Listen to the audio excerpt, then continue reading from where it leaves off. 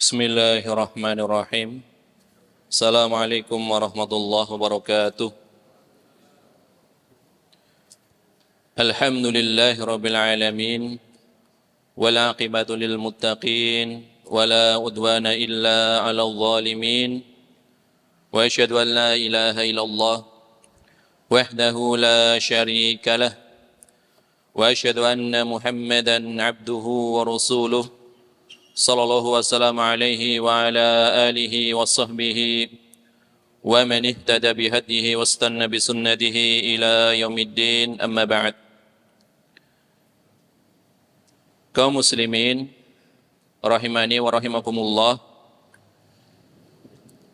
kita lanjutkan kajian tafsir Al-Qur'anil Karim, pembahasan tafsir surat Al-Baqarah ayat yang ke-8, yaitu berkaitan dengan jenis manusia yang ketiga, yaitu orang-orang munafik. Orang-orang yang zahirnya menampakkan kebaikan, yaitu keislaman, tetapi batinnya menyimpan kekufuran. Ini adalah nifaq yang dimaksud di dalam ayat ini, yaitu nifaq i'tiqadi, berkaitan dengan keyakinan yang menghantarkan pelakunya kepada kekekalan di neraka, bukan nifaq amali yang mungkin bisa saja terjadi atau dilakukan oleh sebagian kaum muslimin.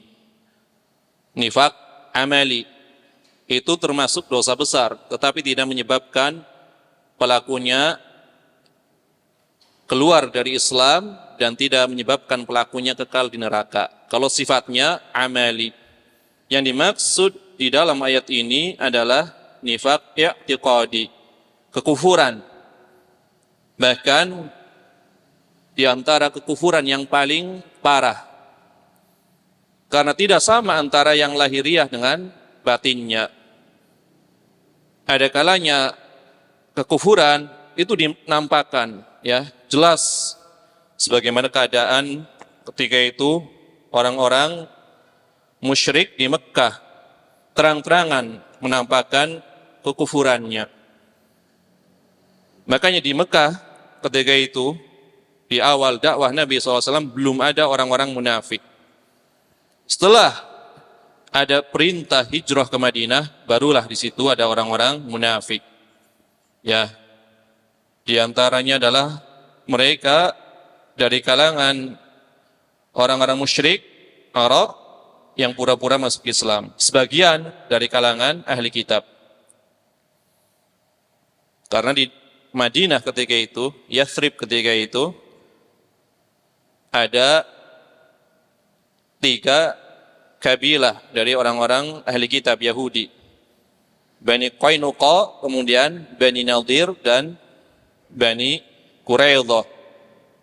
Adapun dari suku Ansar yang nanti akan menjadi penolong Rasulullah SAW, ada 2 kabilah, Aus dan Khazraj. Ya, ini 2 kabilah besar. Masing-masing dari semua itu ada yang beriman, ada pula yang munafik, ya. Karena melihat ketika itu Islam telah berkembang. Awalnya Islam bukanlah sesuatu yang dikhawatirkan, karena ketika itu belum berkembang. Sehingga mereka yang masih mengadakan hubungan damai, ya, baik berkaitan dengan muamalah, ya, perdagangan ataupun perjanjian yang lainnya. Ketika itu mereka masing-masing, yang kafir, yang muslim. Tetapi begitu terjadi perang Badar, disitulah Allah telah menampakkan atau mengunggulkan agamanya. Maka mulai di situ tokoh-tokoh, ya, orang musyrik ketika itu mulai ada kekhawatiran, ya. Di antaranya adalah Abdullah bin Ubay bin Salul, khawatir ini perkaranya telah nampak. Islam mulai berkembang, maka dia pura-pura masuk Islam karena ada kepentingan, ya, maslahat untuk dirinya dalam rangka yang mendapatkan, ya, maslahat untuk dirinya sehingga dia pura-pura masuk Islam. Dari situlah mulai muncul kelompok yang ketiga, orang-orang munafik. Firman Allah Ta'ala berkaitan dengan mereka, وَمِنَ النَّاسِ مَنْ يَقُولُ آمَنَّا بِاللَّهِ وَبِالْيَوْمِ الْآخِرِ وَمَا هُمْ بِمُؤْمِنِينَ. Dan di antara manusia ada orang-orang yang mereka mengatakan, kami beriman kepada Allah dan hari kemudian, hari akhir.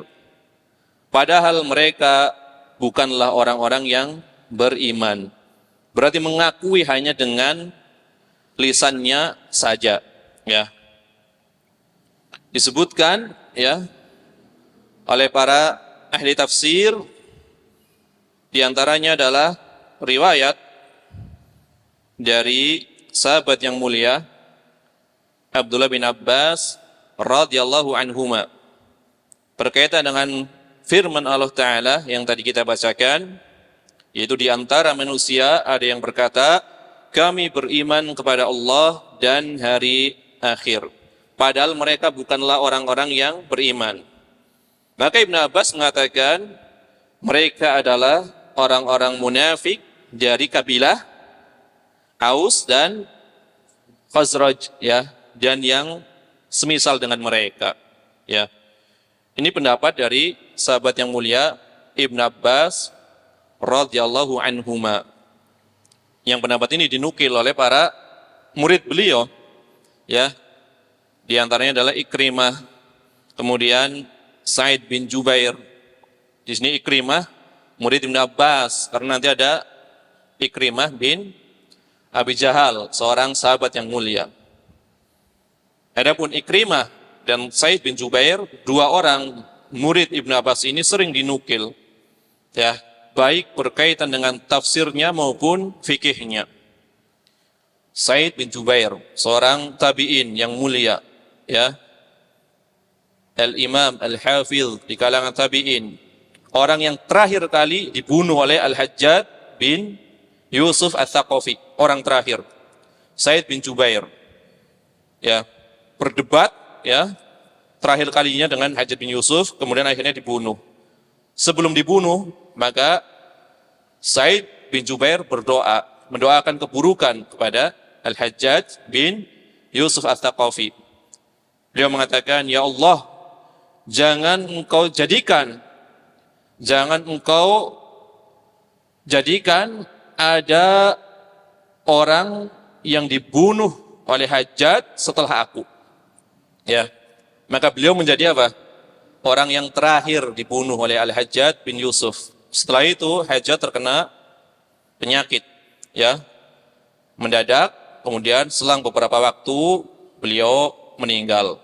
Ya, Al-Hajjaj bin Yusuf, seorang yang sangat kejam, ya, pedangnya mudah sekali menumpahkan darah kaum muslimin, bukan hanya kaum muslimin, tapi orang-orang yang mulia, alim dari kalangan tabi'in, bahkan sebagian sahabat, ya.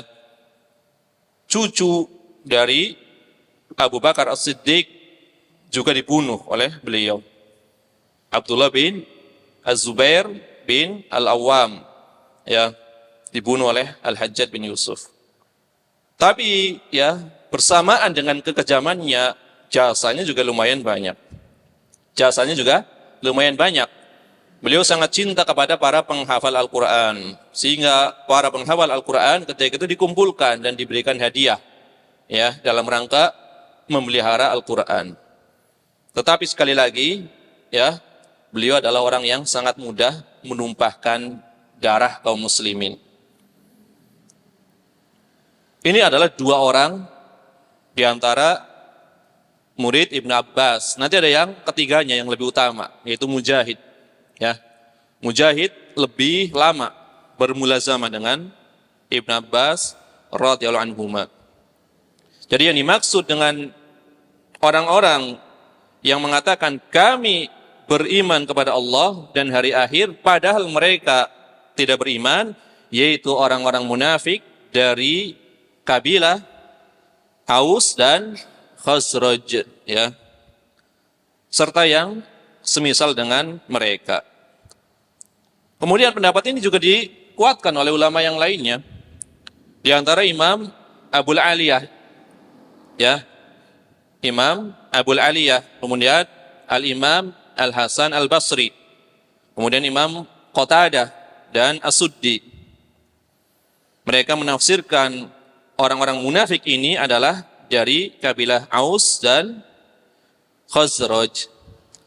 Oleh karenanya Allah Subhanahu wa taala mengingatkan, ya, akan sifat-sifat orang-orang munafik. Kenapa? Agar orang-orang mukmin, orang-orang yang beriman itu tidak tertipu dengan zahir lahiriah penampilan mereka.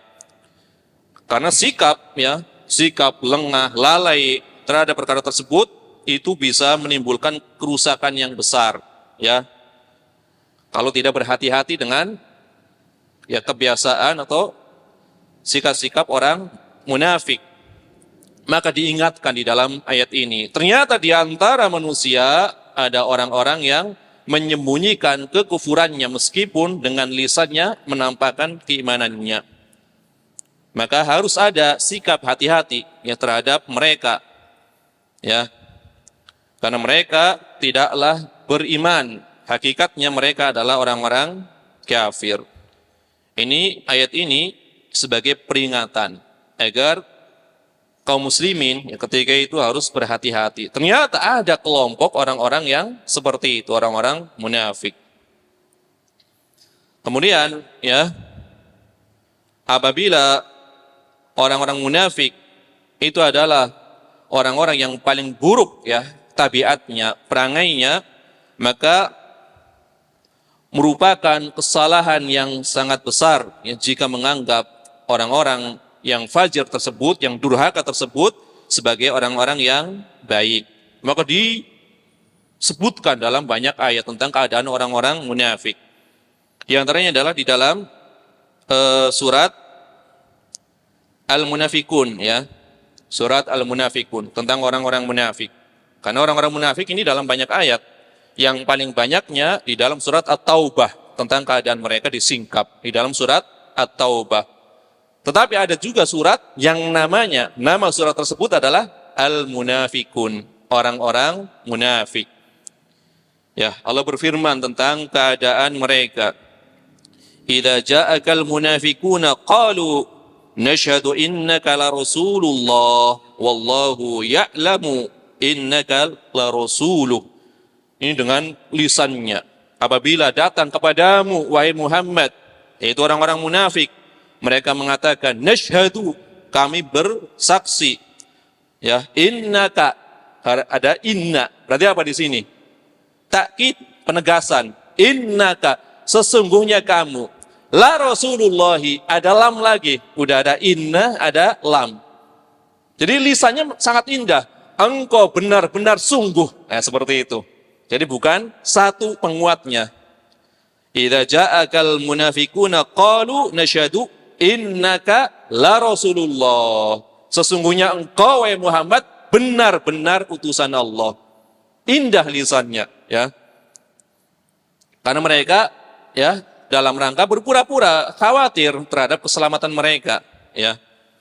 Maka mereka menguatkan dengan dua sumpah, innaka la rasulullah wallahu ya'lamu innaka la rasuluh, dan sesungguhnya Allah mengetahui bahwa engkau benar-benar rasulnya, ya. Jadi apa? Mereka mengatakan itu ketika mendatangi engkau wahai Muhammad sallallahu alaihi wasallam. Mereka menyatakan suatu pernyataan yang tidak sama dengan hati mereka, ya. Menggunakan apa tadi? Lam yang maknanya adalah sebagai takkid, penguat, benar-benar. Makanya Allah Subhanahu wa taala mendustakan kesaksian mereka, ya. Di dalam ayat yang lainnya Allah berfirman, wallahu yashhadu innal munafiqina lakadzibun. Dan Allah mengetahui bahwasanya sesungguhnya orang-orang munafik itu benar-benar pendusta, ya. Orang-orang munafik benar-benar pendusta, didustakan, ya, kesaksian mereka. Ya, sebagaimana ayat ini pula, ya, wa ma hum bimu'minin. Mereka bukanlah orang-orang yang beriman. Jadi memang indah, ya. Ucapannya itu indah. Sesungguhnya engkau, wahai Muhammad, benar-benar adalah utusan Allah. Ternyata hatinya benci dengan sebenci-bencinya. Ya. Ini adalah di antara riwayat yang dibawakan oleh Al-Hafidz Ibnu Katsir rahimahullah taala di dalam tafsir beliau. Adapun Imam At-Tirmidzi ketika Imam Al-Qurtubi di dalam tafsir beliau ketika menafsirkan firman Allah taala yang kita bawakan tadi, yaitu di antara manusia ada yang mengatakan kami beriman kepada Allah dan hari kemudian, padahal mereka itu sesungguhnya bukan orang-orang yang beriman, maka Imam Al-Qurtubi membawakan banyak fawaid, ya, pelajaran dari ayat ini. Di antaranya adalah berkaitan dengan kalimat atau lafaz an-nas wa minan nas, dan di antara manusia. Min di sini maknanya adalah yang menunjukkan sebagian, litaba'id, berarti tidak seluruh manusia, di antara. Wa minan nas, di antara manusia, ya. Maka berbeda pendapat para ahli nahwu, ahli bahasa, ya, tentang asal kata an-nas, manusia, ya. Di antara mereka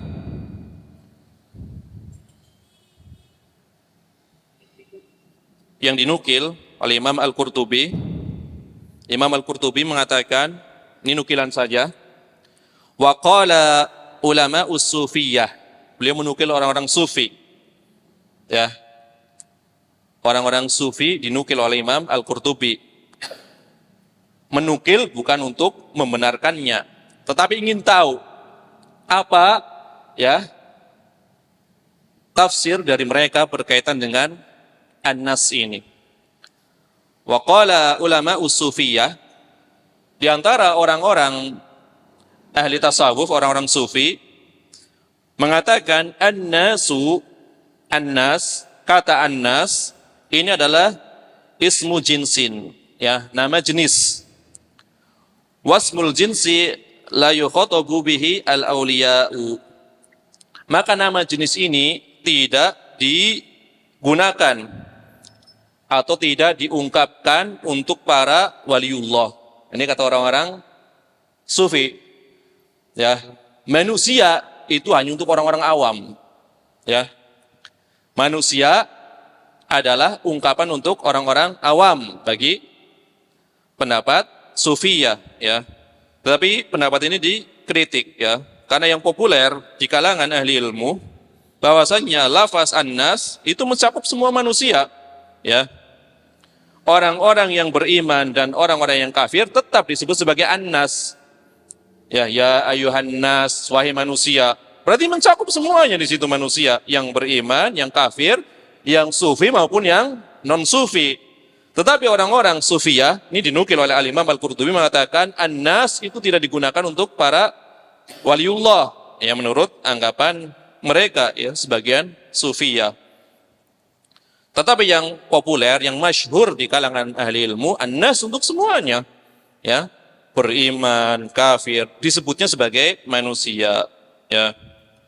Kemudian setelah itu Al-Imam Ibnul Mandur, Imam Ibnul Mandur, imam ahli bahasa, ya, mengatakan bahwasanya an-nas asalnya adalah al-unas. Al-unas asalnya. Jadi di dalam bahasa Arab ada lafaz atau kata yang diringankan, ya. Contohnya apa lagi? akhyar menjadi khair, asyar menjadi syar, ya. Al-ilah Allah, al-unas menjadi an-nas. Karena sering digunakan, maka diringankan ya cara melafazkannya, ya. Jadi Imam Ibnul Mangdur, ini imam ahli bahasa, sering dinukil di dalam pembahasan ya kitab-kitab fikih untuk menjelaskan dari sisi lughahnya. Makanya nanti akan timbul di dalam pembahasan lutut onta, ya. Imam Ibnul Mangdur mengatakan lutut onta berada di tangannya, berarti berada di depannya, kan gitu. Tetapi ulama yang lainnya, di antara Al-Imam Al-Azhari, ya, memang betul kadang-kadang lutut onta dikatakan di bagian tangannya yang depan. Tetapi kadang-kadang dikatakan di bagian belakangnya. Karena unta termasuk binatang berkaki empat, berarti lututnya ada empat, kan seperti itu. Tetapi ini Syekh Al-Albani berdalil dengan perkataan Imam Ibnul Mangdur. Lutut onta berada di tangannya, berada di depannya, ya. Maka unta menurunkan bagian depannya, yaitu yang berupa lutut, seperti itu. Maka dari sinilah nanti khilaf para ulama, apa yang dimaui oleh Nabi SAW. Jangan kau turun sujud sebagaimana unta. Nabi tidak mengatakan jangan engkau turun sujud dengan apa yang digunakan oleh unta untuk sujud, tapi seperti apanya. Ternyata setelah dilihat unta, bagian depannya dulu yang turun unta, ya. Kalau bagian depannya dikatakan itu adalah lututnya, maka belakang juga lutut, karena kan lututnya empat. Maka berdalil dengan ahli bahasa tidak terlalu kuat dalam permasalahan ini. Sehingga Imam Al-Qayyim di dalam Zadul Ma'ad mengatakan, lihat saja unta, tidak ada perbedaan pendapat, unta turun bagian depannya dulu, ya. Makanya kita kalau bisa beda dengan unta, bagian belakang dulu, nah, seperti itu, ya. Ini berkaitan dengan bahasa, ternyata mempengaruhi ya pendapat fikih, kan seperti itu, ya. Jadi an-nas asalnya adalah al-unas, ya. Al-unas, dan ini digunakan untuk seluruh manusia. Yang beriman disebut an-nas, yang kafir disebut an-nas, yang sufi ataupun selain sufi juga an-nas. Jadi tidak perlu dibedakan, ya. Memang di antara al-madzhab, madhab di antara madhab yang paling banyak ya ta'assubnya adalah di antaranya adalah madhab sufiyah, itu banyak ta'assubnya. Kalau belum mengikuti thariqat guru kami, maka belum sempurna imannya. Sebagian seperti itu ada. Walaupun ta'assub, fanatis, ya, itu menjangkiti seluruh, ya, bisa menjangkiti seluruh kelompok apapun. Cuma yang paling banyak ketika itu tersebar, ya, terutama adalah abad ke-4 Hijriah sampai pertengahan adalah kefanatisan orang-orang ahli tasawuf, ya. Sehingga yang tidak ikut tarikat mereka itu belum sempurna imannya menurut mereka, ya. Adapun berkaitan dengan lafaz an-nas, sebagian ahli bahasa mengatakan an-nas adalah salah satu dari ya isim jumu', ya, nama atau kata jamak, ya, jamak dari insan kemudian insanah, ya. Insan berarti untuk laki-laki, insanah berarti untuk perempuan. Tazhirnya kan ada tazhir, adalah nuais, kayak kitab jadi kutaib, buku kecil kutaib, buku standar kitab, ya. Nuais, ya, manusia tapi di bentuknya bentuk tazhir, pengecilan kata, ya. Asal katanya adalah dari an-naus. Kenapa manusia disebut manusia? Karena berasal dari kata an-naus, ini menurut sebagian ulama, ya. An-naus artinya adalah al-harakah, yang berarti gerakan. karena suka berpindah dari satu tempat ke tempat lain itu manusia. Ya. Di antaranya adalah di dalam sebuah riwayat tentang keadaan atau jenis-jenis suami. Hadisnya Ummu Zar'in. Ya. Jadi Aisyah ketika itu menceritakan kepada Rasulullah SAW tentang keadaan para wanita, para istri yang menceritakan sifat-sifat suaminya. Maka diceritakan kepada Rasulullah SAW dengan gaya bahasa yang sangat indah. Karena Aisyah ya sangat cerdas. Tipe-tipe suami. Nah, itu hadis Ummu Zar'in ya, Ummu Zara. Itu bagus sekali riwayatnya. Ada yang mengatakan suamiku seperti kelinci dan seterusnya. Pakai ibarat-ibarat yang bagus. Nah, di dalam sebagian riwayatnya disebutkan anasa min khuliyyi udhunai ya. Artinya apa? Dia menggerak-gerakkan perhiasan yang ada di kedua telingaku, atau perhiasan yang ada di kedua telingaku bergerak-gerak. Anasa, menggerakkan atau bergerak. Ya.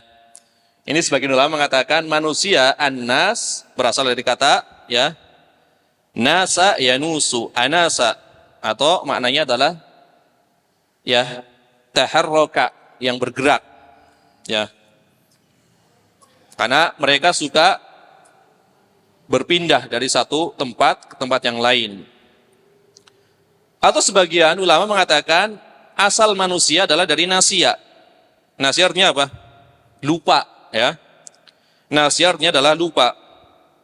Kemudian dibalik, ya. Lafaznya dibalik dari nasia menjadi nayisa, ya. Ya-nya diganti dengan alif. Karena kan sebelumnya berharokat apa? Fathah. Maka menjadi nasa. Kemudian masuk alif lam, maka dikatakanlah annas. Ini dari bahasa. Artinya adalah lupa, ya. Tentu ada alasannya kenapa manusia diambil dari kata lupa. Ini menukil ya perkataan dari Ibnu Abbas radhiyallahu anhuma.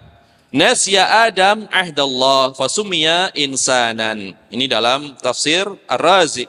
Jadi dikatakan nasya Adam ahdallah fasummiya insanan. Adam lupa akan janji Allah, ya. Nabi Adam lupa akan janji Allah, maka dinamakanlah insan, ya, karena lupa. Kemudian di dalam surat Toha, ya, surat Toha ayat keberapa? Surat Toha ayat ke 115. Allah Subhanahu wa taala berfirman, walaqad ahidna ila Adam min qablu fanasiya. Sesungguhnya Allah atau sesungguhnya kami telah perintahkan kepada Adam dahulu, ya, buat perjanjian dengan Adam alaihissalam. Maka ia pun lupa akan perintah tersebut, ya, lupa terhadap perjanjian tersebut, ya. Nasya Adam fanasiyat dzurriyyatuhu. Adam lupa, maka keturunannya pun menjadi lupa, ya. Ini adalah ya potongan dari hadis yang diriwayatkan oleh Imam At-Tirmidzi dan Imam Ibnu Hibban. Nasya Adam fanasiyat dzurriyyatuhu. Adam lupa, ya. Maka keturunannya pun menjadi lupa pula. Ini hadis riwayat Imam At-Tirmidzi, kemudian Imam Ibnu Hibban dan Imam Al-Hakim. Kemudian disahihkan oleh Imam Al-Hakim. Ya. Jadi ada dua pendapat yang populer, ya, berasal dari ya bergerak atau menggerakkan, yang kedua berasal dari kata lupa. Tetapi pendapat yang kedua ini dikritik oleh sebagian ulama, di antara Imam Ibnul Qayyim, ya. Manusia adalah orang yang senang bersosialisasi, ya, makanya saling berhubungan. Maka disebabkan karena perkara tersebut, maka disebut sebagai manusia. Ini banyak ya, pendapat-pendapat berkaitan dengan asal kata dari annas Atau ada juga pendapat yang mengatakan manusia disebut insan atau annas karena adanya ketenangan, ya. Ketenangan yaitu ketika itu Adam tenang bersama Hawa, ya. Ada juga yang mengatakan bahwasanya karena ketenangan Adam bersama Robnya ketika itu, ya. Ketika itu baru Nabi Adam alaihissalam yang diciptakan, maka beliau tenang bersama Robnya. Ya, ini banyak, ya, pendapat yang menunjukkan atau dari mana asal kata annas. Tapi intinya annas tadi adalah suatu lafaz yang diringankan dari al-unas, ya, karena kebiasaan orang Arab yang berat-berat itu diringankan. Mungkin bagi lidah selain Arab nggak berat, ya, tapi bagi Arab adalah berat. Contohnya ucapan apa? Ghaliyun. Bagi orang Arab berat, maka diringankan menjadi ghalin, ya, ghalin. Ya, ghaliyun jadi ghalin, qadiyun jadi qadin, ya. Beda, ya. Bagi non Arab mungkin tidak berat, tapi bagi orang Arab terkadang berat. Kemudian Imam Al-Qurtubi mengatakan di dalam tafsirnya, ya, lamma dzakarallahu jalla wa ta'ala al-mu'minin awalan wa bada'a bihim li syarafihim wa fadlihim dzakaral kafirina fi muqabalatihim idil kufru wal imanu tarafan thumma dzakaral munafiqin ba'dahum wa alhaqahum bil kafirina qablahum linafyil imani anhum biqaulil haqq wa ma hum bimu'minin. Jadi di sini ketika Allah menyebutkan tentang keadaan orang-orang yang beriman, kan di awal disebutkan keadaan orang-orang yang beriman. Allah mulai firman-Nya dengan menyebut mereka karena kemuliaan orang-orang beriman tersebut, ya. Kemudian setelah itu menyebutkan keadaan orang-orang kafir sebagai apa? Sebagai lawan dari orang-orang yang beriman. Disebabkan kekufuran dan keimanan adalah torofan. Apa itu torofan? Dua sisi, ya. Dua sisi yang saling apa? Yang saling berlawanan. Tidak mungkin bersatu antara keimanan dengan kekufuran, ya. Kemudian Allah Subhanahu wa taala menyebutkan keadaan orang-orang munafik dan menggabungkan mereka dengan orang-orang kafir, ya. Yang disebutkan sebelum mereka beriman, orang-orang yang beriman, kemudian orang-orang kafir, kemudian orang-orang munafik digolongkan sebagai orang-orang kafir pula. Yang orang-orang kafir disebut sebelum orang-orang munafik, ya. Karena sama-sama baik orang kafir maupun orang munafik sama-sama tidak memiliki iman, ya. Maka dikatakan wa ma hum bimu'minin. Padahal mereka itu sesungguhnya bukanlah orang-orang yang beriman. Nah, kemudian di dalam ayat ini itu sebagai bantahan bagi kelompok Al-Karramiyah. Nah, ini di dalam tafsir Al-Qurtubi, Imam Al-Qurtubi banyak menukil kelompok-kelompok yang menyimpang, di antaranya yang berkaitan dengan iman, ya.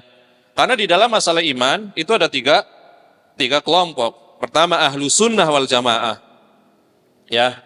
Yang kedua kelompok al-khawarij dengan turunannya. Yang ketiga adalah al-murji'ah dengan turunannya, ya. Jadi dua kelompok yang menyimpang, al-khawarij, ya. Nanti ada turunan-turunannya atau yang semisal dengan al-khawarij Mu'tazilah, ya. Yang menyatakan, ya, kekalnya pelaku dosa besar itu di neraka kalau sampai mati belum bertaubat. Padahal Ahlussunnah tidak seperti itu. Selama dosa tersebut adalah selain syirik, maka di bawah kehendak Allah, kan seperti itu. Kalau Allah mau mengampuni, ya Allah ampuni. Kalau Allah mau menyiksa, menyiksa sebatas dosanya. Tapi Mu'tazilah dan Khawarij enggak. Yang melakukan dosa besar belum bertaubat sampai mati, maka kekal di neraka. Mu'tazilah juga sama. Hanya saja keadaan di dunia Mu'tazilah malu-malu. Di dunia mengatakan mereka bukan iman, mereka bukan orang yang kafir, di tengah-tengah kedudukan. Nah, ada kelompok yang ketiga, yaitu Murji'ah, yang menyatakan bahwasanya perbuatan, ya, itu bukanlah bagian dari iman, ya. Ini salah satunya. Tentu tadi ada turunannya. Nah, di antara kelompok ekstrim di dalam Murji'ah adalah kelompok Al-Karramiyah ini. Maka Imam Al-Qurtubi di dalam tafsir beliau mengatakan fa fi hada raddun 'alal karramiyah. Di dalam ayat ini terdapat bantahan bagi kelompok Karomiyah. Ya. Karomiyah mengatakan apa? Qalu, orang-orang Karomiyah mengatakan, innal imana qaulun bil lisan, wa in lam ya'takid bil qalbi. Sesungguhnya yang namanya iman itu yang diucapkan. Ya. Kan Murji'ah ada kalanya mutakalimin. Iman itu cuma di hati. Itu ekstrim pula. Berarti konsekuensinya apa? Konsekuensinya berarti Abu Thalib beriman. Fir'aun juga beriman karena hatinya meyakini. Maka ini adalah mazhab yang sangat batil. Ini mutakalimin, ini yang parah. Ya. Ada yang kedua, justru yang dimaksud dengan iman adalah yang dilafazkan, ya, diucapkan. Ya, Karomiyah mengatakan innal iman qaulun bil lisan. Sesungguhnya iman itu adalah ucapan dengan lisan. Ya berarti apa bedanya orang-orang munafik? Kan orang-orang munafik tadi mengatakan sesungguhnya kami bersaksi wahai Muhammad engkau benar-benar Rasulullah. Ini lisannya. Kata Karomiyah, asal sudah mengucapkan dengan lisan meskipun hatinya tidak meyakini, maka dianggap orang yang beriman. Ini kan berarti kesesatan yang nyata. Ya. Ini Karomiyah. Jadi Karomiyah adalah nisbat, ya, kepada para pengikut seorang tokoh kesesatan yang bernama Abu Abdullah Muhammad bin Karrom. Dia menampakkan kesuhudan jauh dari dunia, ya. Jadi di antara ya yang diterangkan oleh para ulama, ketika orang-orang yang sesat menyimpang ingin mengajarkan kesesatannya, nggak langsung, tetapi mereka apa? Berdiam lama di suatu tempat, misalkan di suatu masjid, berdiam lama, menampakkan sepanjang tahun bahwasanya dia adalah orang yang soleh, ya, kesuhudan, sholatnya dan seterusnya. Ketika orang-orang sudah sikoh, sudah percaya kepada dia, baru dia menyebarkan kesesatannya. Ini contohnya, ya, kelompok Karomah ini yang diawali atau didakwahkan oleh seorang yang bernama Muhammad ibnu Karrom.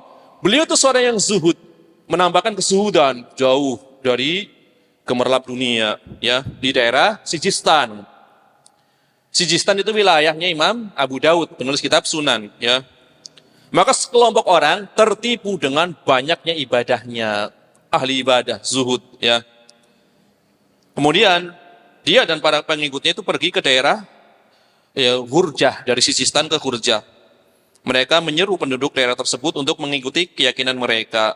Jadi para penduduk itu menerima keyakinan mereka dan jadilah sebagai madhab atau aliran, ya, yang baru yang ada di dalam Islam. Jadi apa? Yang jadi standar ucapan lisannya. Maka dikatakan wa in lam ya'taqid bil qalbi, meskipun hatinya tidak meyakininya. Ternyata apa?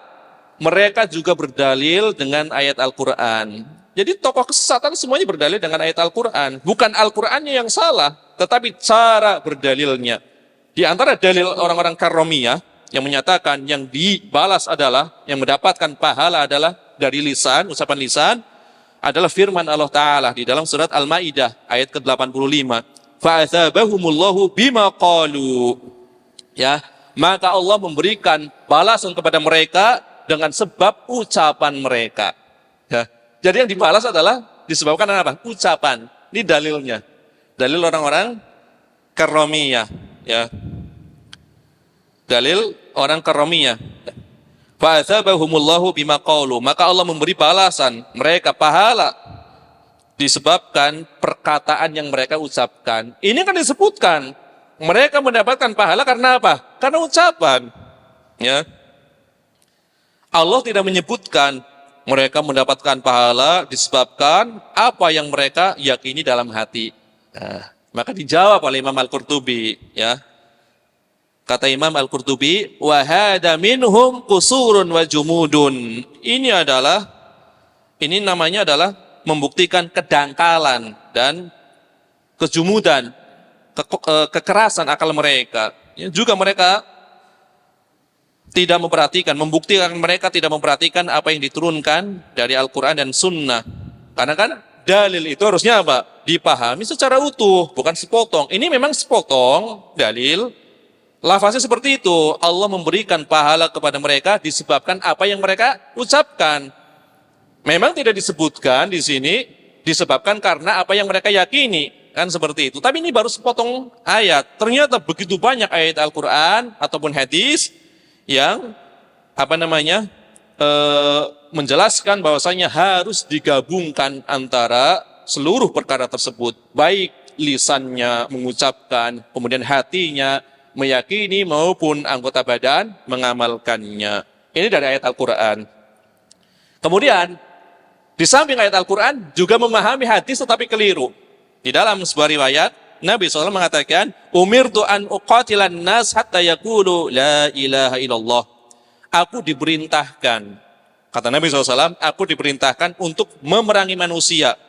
Sehingga mereka mengucapkan apa? La ilaha illallah. Mengucapkan di sini kata Karomiyah. Kan mengucapkan di sini. La ilaha illallah. Faida qaluha asamu minni dima'ahum wa amwalahum. Jika mereka telah mengucapkan la ilaha illallah, maka mereka telah melindungi diri dariku, yaitu terhadap harta-harta mereka ataupun darah-darah mereka. Jadi aku diperintahkan untuk memerangi manusia sehingga mereka mengatakan la ilaha illallah. Apabila mereka telah mengatakannya, maka telah terpelihara dariku darah maupun harta mereka. Di sini tidak membahas tentang keyakinan hati, ya. Padahal di dalam hadis yang lain, orang yang paling bahagia, kata Abu Hurairah bertanya kepada Rasulullah SAW, ya Rasulullah, siapa orang yang paling bahagia mendapatkan syafaatmu? Maka Nabi mengatakan, orang yang mengatakan la ilaha illallah tulus dari hatinya. Nah, jadi tidak cukup ucapan la ilaha illallah, ternyata apa? Harus ada keyakinan di dalam hati, ya. Tapi memang begitulah, ya. Setiap kesesatan mereka pasti berusaha mencari dalilnya. Dalil dari Al-Quran didapatkan. Dalil dari hadis didapatkan. Tapi bukan dengan pemahaman yang utuh. Kenapa? Karena seluruh para ulama ketika ingin menyimpulkan suatu pendapat, maka dikumpulkan. Dalil-dalil itu dikumpulkan. Al-Quran ayat yang satu dengan yang lainnya saling menafsirkan. Hadis satu dengan yang lainnya saling menafsirkan. Dikumpulkan semuanya, ya. Al-jam'u bainal adillah, mengumpulkan dalil-dalil yang ada, itu baru berdalil yang benar. Dan ini berlaku dalam seluruh permasalahan. Dalam akidah berlaku seperti itu. Dalam masalah fikih juga berlaku seperti itu, mengumpulkan seluruh dalil-dalil. Sehingga ada ungkapan, ya, dari Imam Ibnu Qudamah Al-Maqdisi di dalam kitab beliau, kitab Rawdatun Nadir wa Junnatul Munadir, kitab usul fikih, berkaitan dengan tidak tahu kemudian diungkapkan dengan tidak ada, itu dibahas, ya. Pertama adalah mengetahui tidak ada dalil. Dia tahu kalau tidak ada dalil, berarti dia telah meneliti. Tahu tidak ada dalilnya, berarti dia alim. Yang kedua, tidak tahu kalau ada dalil. Beda. Yang pertama, tahu kalau tidak ada dalil, berarti alim, diteliti seluruhnya. Tahu tidak ada dalilnya, ya. Berarti al-ilmu bi'adami dalil. Ilmu tentang ketiadaan dalil telah diteliti. Berarti alim. Yang kedua, adamu ilmin bidalil. Tidak berilmu tentang adanya dalil. Berarti yang kedua jahil. Ya. Yang kedua jahil. Yang pertama alim. Tahu tidak ada dalilnya, dia telah meneliti, telah mengumpulkan. Yang kedua, tidak tahu ada dalil. Ya. Baru satu dalil mengatakan, berarti kesimpulannya A. Dalilnya telah jelas, ternyata ada dalil lain. Harus digabungkan. Ya. Misalkan ada orang, ya, ini contoh. Contoh misalkan ketika masuk ke kuburan, misalkan, ini kan contoh, ya. Ada satu dalil, ya, yang menunjukkan bahwasanya Nabi SAW mencela seorang yang masuk ke kuburan memakai sendal, ya kan? Memakai sendal. Jadi kalau ke kuburan, maka hendaknya sendalnya itu atau alas kakinya dilepas. Bagi yang baru mengetahui satu dalil ini mengatakan mengingkari orang yang memakai sendal seperti itu, ya. mengingkari orang yang memakai sendal. Padahal setelah digabungkan dalil-dalil, ya, ternyata sebab Nabi SAW menyuruh melepaskan sendal itu ada alasannya. Jadi bukan bukan karena keharamannya, kan seperti itu. Maka disinilah nanti timbul perselisihan di kalangan para ulama. Jumhur mengatakan, ya, memakai sendal mubah, tidak sampai haram, ya, tidak sampai makruh apalagi haram. Sebagian ulama mazhab Hambali mengatakan makruh saja, ya. Ini kan banyak contohnya seperti itu. Jadi ini penting, ya, mengumpulkan dalil-dalil sehingga tidak salah paham di dalam menyimpulkan suatu permasalahan. Ini contohnya karomiyah. Dalilnya dengan ayat Al-Quran, dengan hadis. Aku diperintahkan untuk memerangi manusia sampai mereka mengucapkan la ilaha illallah, ya. Wa sallallahu wasallam ala nabiyina Muhammad wa ala alihi wa sahbihi ajma'in. Bismillahirrahmanirrahim. Alhamdulillahi rabbil alamin. Wassalatu wassalamu ala asyrafil anbiya'i wal mursalin nabiyina Muhammadin wa ala alihi wa sahbihi ajma'in. Amma ba'd. Jamaah rahimanillah wa iyyakum.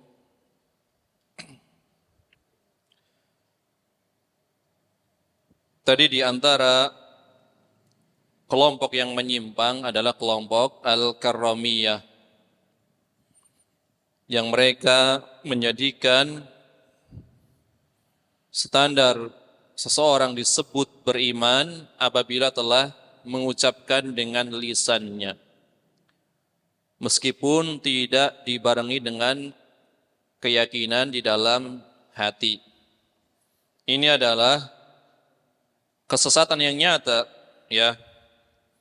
Karena kaidah yang dibawakan oleh para ulama Ahlus Sunnah wal Jamaah bahwasanya iman itu adalah dikaitkan dengan apa? Keyakinan di dalam hati. Kemudian ucapan dengan lisan dan amal atau diamalkan dengan anggota badan, anggota tubuh, bisa bertambah, bisa berkurang. Maka apa yang dipegang oleh tadi tokoh Karramiyah Muhammad bin Karram As-Sijistani, ya, As-Sijistani, dan para sahabatnya adalah bentuk dari kemunafikan dan sebab kebinasaan nanti di akhirat. Maka kita berlindung pada Allah dari kehinaan dan dari keyakinan yang keliru. Ini kata Imam Al-Qurtubi rahimahullahu ta'ala. Kemudian Al-Imam Al-Qurtubi setelah itu beliau membawakan pendapat dari ulama Malikiyah ini berkaitan dengan keadaan orang yang beriman dan orang kafir. Beliau mengatakan, qala ulama'una rahmatullahi alaihim, para ulama kami, kalau Imam Al-Qurtubi mengatakan para ulama kami, maka ulama dari kalangan Malikiyah, dari kalangan mazhab Maliki, ya, karena beliau ahli fikih dari kalangan Malikiyah. Al-mu'minu darbani, orang yang beriman itu ada dua macam, ya. Ini kata beliau menukil dari ulama Malikiyah. Mu'minun yuhibbuhullahu wa yuwalihi, wa mu'minun la yuhibbuhullahu wa la yuwalihi. Yang pertama, itu orang beriman yang dicintai Allah, ya. Allah mencintai orang yang beriman tersebut dan Allah membimbing orang yang beriman tersebut, ya. Kemudian yang kedua adalah orang yang beriman yang tidak dicintai oleh Allah, juga tidak dibimbingnya, tetapi justru dibenci dan dimusuhinya. Ini bahasanya seperti itu yang dibawakan oleh Imam Al-Qurtubi. Maksudnya apa? Yang dicintai dan yang dibimbingnya. Yang kedua, tidak dicintai dan tidak dibimbing. Padahal tadi disebutkan apa? Al-mu'minu Dorbani. Disebut sebagai apa? Orang yang beriman itu dua macam. Kenapa dibedakan? Ya. Maka beliau melanjutkan, setiap orang yang Allah ketahui bahwasanya dia memilih keimanan, maka Allah mencintainya, membimbing, kemudian meridhoinya. Dan setiap orang yang Allah ketahui bahwa dia memilih kekufuran, maka Allah benci, murka dan memusuhinya. Ya, bukan karena keimanannya, tetapi karena kekufuran dan kesesatan yang dipilihnya. Ya, jadi beliau itu mencontohkan ya keadaan orang-orang yang telah ditetapkan nanti akhirnya berada dalam keimanan. Kemudian mencontohkan orang-orang yang nanti akhirnya berada pada kekafiran. Kalau dikatakan orang yang beriman itu ada dua macam, berarti macam yang dicintai adalah yang memang dari awal sampai akhir dia istiqomah di dalam Islam. Ini yang dimaksud orang yang beriman, yang dicintai, maka mendapatkan bimbingan sampai pada akhirnya dia mendapatkan kebahagiaan di surga karena istiqomah di dalam iman. Yang kedua, orang yang beriman yang tidak dicintai, yang awalnya memang dia beriman, pada akhirnya dia menutupnya dengan kekafiran. Ya, ini orang beriman yang tidak dicintai. Dari apa? Dari sisi awal dan akhir. Berarti kalau dikatakan orang beriman ada dua macam, orang kafir pun ada dua macam. Seperti tadi, pertama adalah ya orang kafir yang pasti disiksa. Yang kedua orang kafir yang tidak disiksa. Kebalikan dari tadi. Ya, berarti apa? Orang kafir yang disiksa adalah orang yang senantiasa menetapi kekufuran. Dari awal sampai akhir memang kufur. Ini orang kafir yang dimurkai dan disiksa. Kemudian orang kafir yang tidak disiksa adalah orang kafir yang pada akhirnya memilih keimanan. Kan banyak contohnya. Tadinya kafir, kemudian ditutup dengan keimanan. Karena yang jadi patokan apa? Akhirnya. Ya. Jadi bukan cinta karena kekufurannya, tapi karena apa? Karena tahu nanti pada akhirnya adalah keimanan yang dipilihnya. Maka ini dibahas di dalam ya kalangan Malikiyah seperti itu. Ya. Jadi maksudnya adalah awal dan kesudahan itu pembahasannya. Berarti kalau Umar bin Khattab ketika itu masih apa? Awal-awal Umar bin Khattab. Orang kafir. Berarti Allah mencintai Umar bin Khattab. Karena pada akhirnya apa? Pada akhirnya dia adalah menjadi orang yang bahkan diantara salah satu manusia terbaik.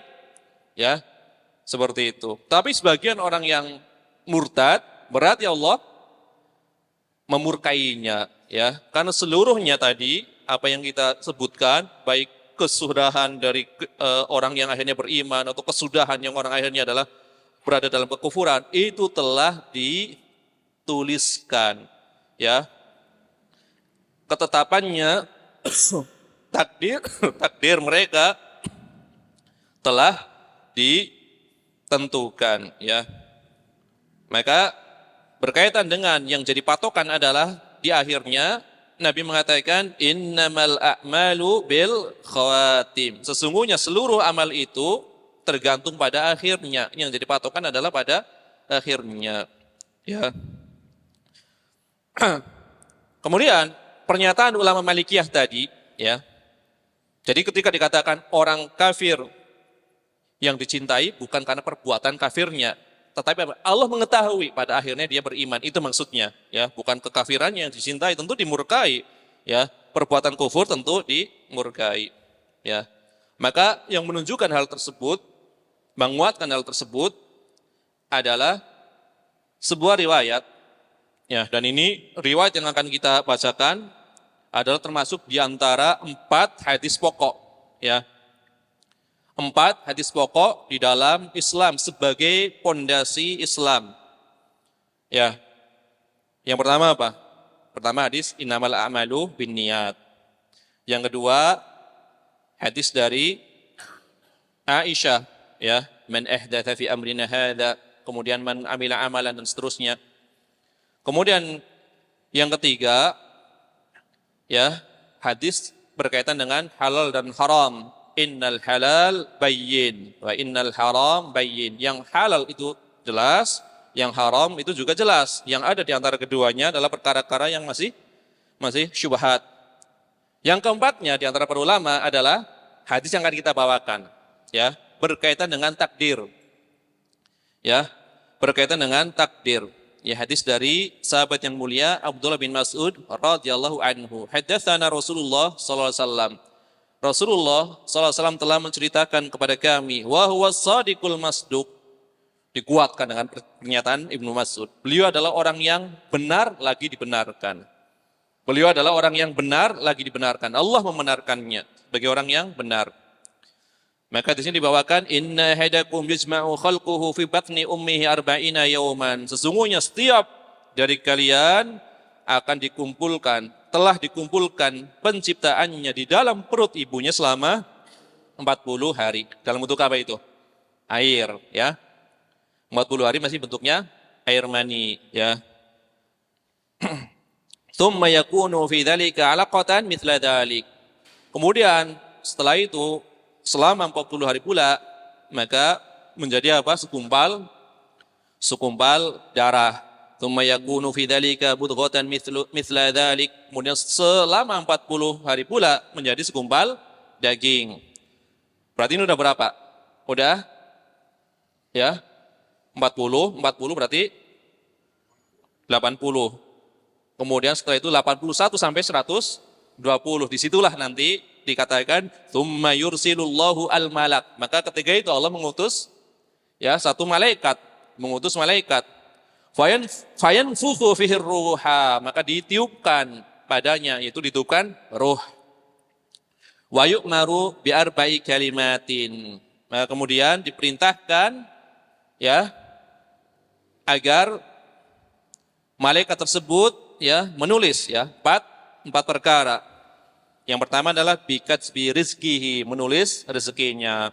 Kemudian wa ajalihi, ajalnya, umurnya, wa amalihi, kemudian amalnya. Kemudian wa syaqiyun aw sa'idun, kebahagiaannya ataupun kecelakaannya. Dia celaka ataupun bahagia, dituliskan 4 perkara. Rizkinya, umurnya, amalnya, bahagia atau celaka maupun bahagianya. Fawalladzi, kata Nabi SAW, fawalladzi la ilaha ghairuh, demi zat yang tidak ada ilah kecuali dia, ya. Demi zat yang tidak ada ilah yang benar kecuali dia, itu Allah. Ini poinnya di sini.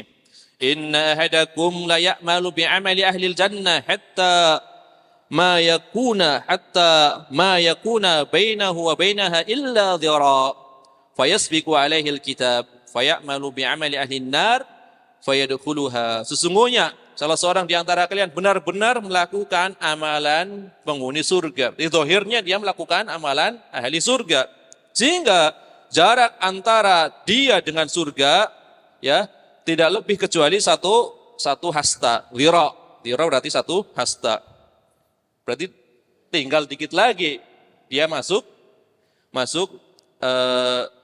surga. Fayasbiqu alaihil kitab, tetapi kitab catatan ya di Lauhul Mahfuz telah mendahulinya, ya. Fayamalu bi'amali ahlin nar fayadkhuluha, maka di akhirnya dia melakukan perbuatan ahli neraka. Kemudian dia masuk ke dalam neraka disebabkan amal kufur tersebut. Berarti sepanjang hidupnya di dalam pandangan ya zahirnya berarti dia melakukan apa? Amalan ahli surga. Tetapi tadi dikatakan sesungguhnya yang jadi patokan bagi amal adalah di penghujungnya. Maka ketika di ujungnya dia melakukan kekufuran, sudah bisa dipastikan bahwasanya selama ini dia beramal bukan karena ikhlas. Pasti. Seandainya ikhlas nggak mungkin dia ditutup dengan melakukan kekufuran. Dia hanya beramal dalam rangka riya, dalam rangka mengharapkan pujian dari manusia. Pasti. Seandainya dia tidak riya, dia ikhlas, pasti ditutupnya dengan amal soleh, dengan keimanan. Allah lebih mengetahuinya. Maka dia ditetapkan, ya. Ini yang pertama, model yang pertama. Awalnya dohirnya beriman, ujungnya malah melakukan kekufuran. Atau yang kedua, wa inna hadakum la ya'malu bi'amali ahlin nar hatta ma yakuna bainahu wa bainaha illa dhira fayasbiqu alaihi alkitab fayamalu bi'amali ahli jannah fayadkhuluha, kebalikannya tadi. Ya, sungguhnya salah seorang di antara kalian benar-benar melakukan amalan ahli neraka. Zahirnya dia melakukan amalan ahli neraka. Tetapi apa? Catatan atau kitab Lauhul Mahfuz telah mendahulinya. Ya, ditakdirkan kalau dia menjadi penghuni surga, akhirnya dia melakukan amalan ahli surga sehingga masuk ke dalam surga. Contohnya apa yang nyata? Ya. Contohnya nyata orang yang membunuh 99 jiwa digenapkan menjadi 100. Kan ini secara zahirnya ini membunuh ini ya, sudah tidak beriman, kemudian dia membunuh. Berarti amalan ahli neraka. Dekat sekali itu. Tinggal sejengkal. Ternyata dia tidak putus asa, ya, bertanya kepada orang yang paling alim di negeri itu, kemudian ditunjukkan. Awalnya ke rohib. Rohib artinya adalah orang yang ahli ibadah. Dikatakan tidak ada taubat bagimu. Ya udah digenapkan menjadi 100. Tapi tidak kapok dia. Tanya lagi kepada orang yang paling alim di negeri itu. Ditunjukkan kepada seorang yang alim, ahli ilmu.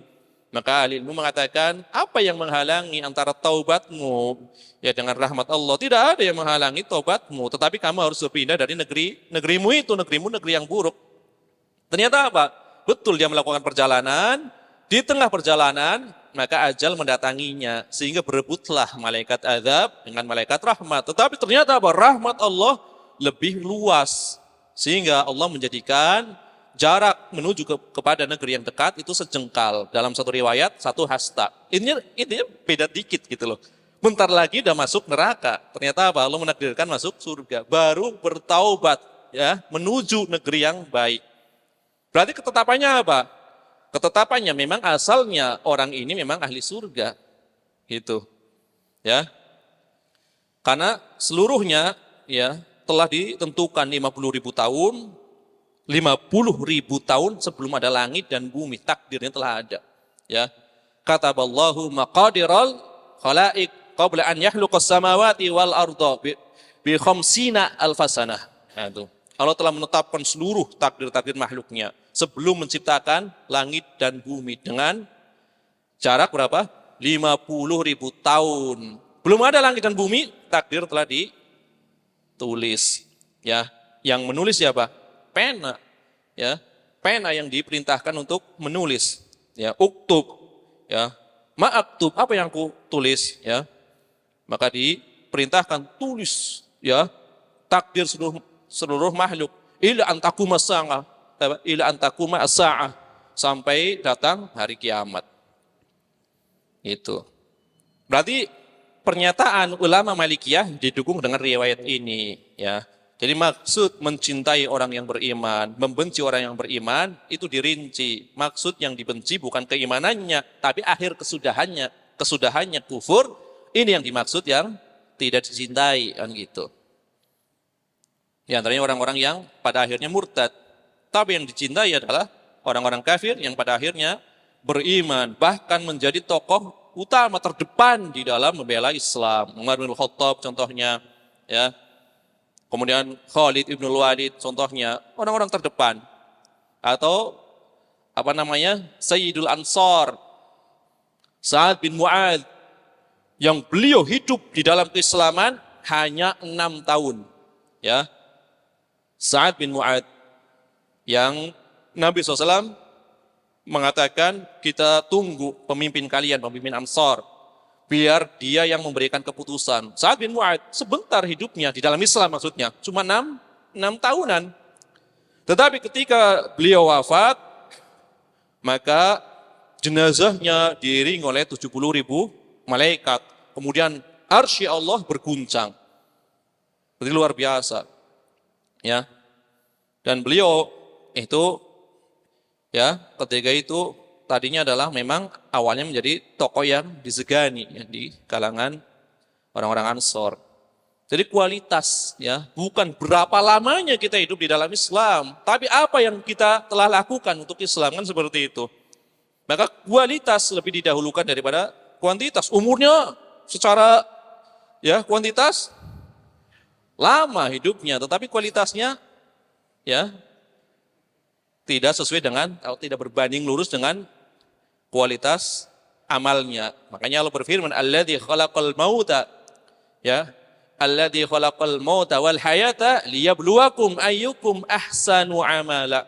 Dialah Allah yang menciptakan mati dan hidup untuk menguji kalian. Siapa di antara kalian yang paling bagus amalnya?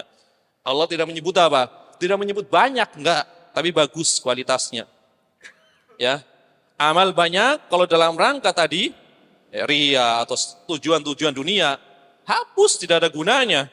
Ya, hapus, tidak ada gunanya. Menampakkan keimanan, ya sholat sampai ya kakinya bengkak, kemudian jidatnya sampai hitam. Tapi kalau dalam rangka ria, tidak ada gunanya. Hapus, ya, tidak ada gunanya. Ya. Berarti di sini tadi hadis tadi yang kita bawakan menguatkan pendapat ulama Malikiyah. Ya. Kemudian yang terakhir, ya, Imam Al-Qurtubi menutup pembahasan ini. Ya, kita singkat saja.